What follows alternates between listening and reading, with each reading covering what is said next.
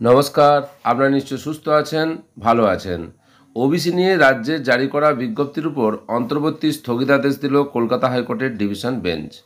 এদিকে গতকাল থেকে শুরু হয়েছে এসএসসির সেকেন্ড এসআরএসটি 2025-এর 9, 10 এবং 11-12-এর শিক্ষক নিয়োগের ফর্ম ফিল আপ শুরু হতে না হতেই বাধার মুখে পড়ল। এখন দেখা যাক কি হয় এবং এই মামলায় কি রায় দিয়েছে, অন্তর্বর্তীর কি রায় দিয়েছে হাইকোর্ট, সেটা দেখে নেওয়া যাক। ওবিসির নতুন তালিকাসহ রাজ্য ওই সংক্রান্ত যত বিজ্ঞপ্তি প্রকাশ করেছে, মঙ্গলবার সেগুলির উপরে অন্তর্বর্তী স্থগিতাদেশ জারি করল কলকাতা হাইকোর্ট। আগামী 31শে জুলাই পর্যন্ত এই নির্দেশ বলবৎ থাকবে। আগামী 24শে জুলাই ওবিসি তালিকা সংক্রান্ত মামলার পরবর্তী শুনানি হবে কলকাতা হাইকোর্টে।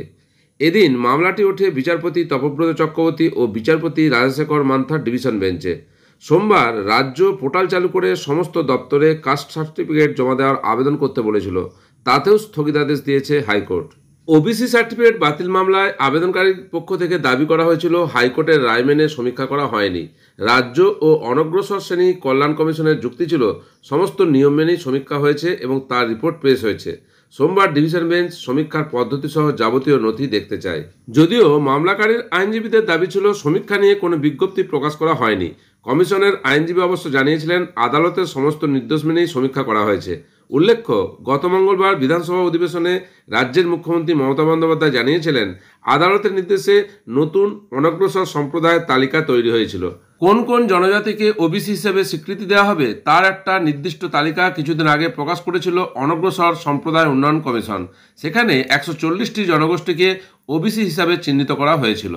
প্রসঙ্গত, 2024 সালের 22শে মে কলকাতা হাইকোর্টের নির্দেশে রাজ্যের প্রায় 12 লক্ষ ওবিসি সার্টিফিকেট বাতিল হয়ে যায়।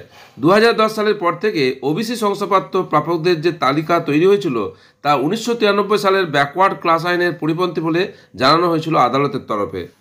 সমীক্ষার ভিত্তিতে রাজ্য সরকার যে ওবিসি সার্টিফিকেট সংক্রান্ত নির্দেশিকা জারি করেছিল, সেই নির্দেশিকার উপর আজকে হাইকোর্টের যে অন্তর্বর্তীকালীন স্থগিতাদেশ পড়েছে এবং যার শুনানি পরবর্তী 24শে জুলাই, এর ফলে যে গতকাল থেকে এসএসসির ফর্ম ফিল আপ শুরু হয়েছিল তাও প্রশ্নচিহ্নের মুখে এবং বাধার মুখে। 24শে জুলাই পরবর্তী শুনানির দিকে তাকিয়ে সমগ্র রাজ্যবাসী এবং শিক্ষার্থী ও চাকুরিজীবীরা। দেখা যাক কি হয়।